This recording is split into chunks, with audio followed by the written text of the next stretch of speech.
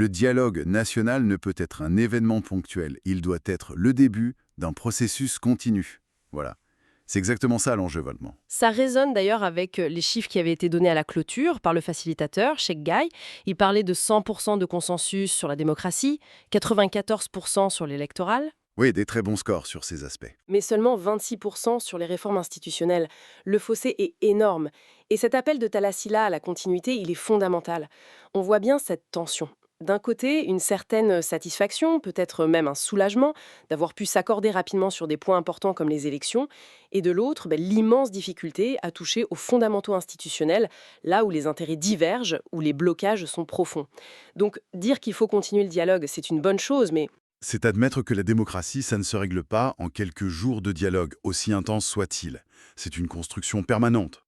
Le défi maintenant, c'est de passer de cette déclaration d'intention «il faut continuer» à des, comment dire, à des mécanismes concrets.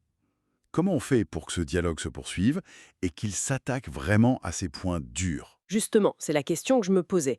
Comment on s'assure que ce dialogue continu ne reste pas un vœu pieux? Qu'est-ce qu'il faudrait comme condition? Ben, vaste question, ça demanderait sans doute un engagement politique très fort et constant de tous les acteurs, pas juste du bout des lèvres.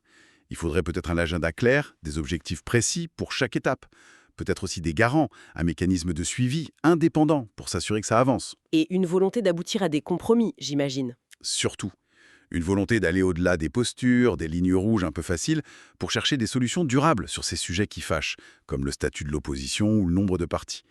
C'est un travail de longue haleine qui commence à peine, en fait.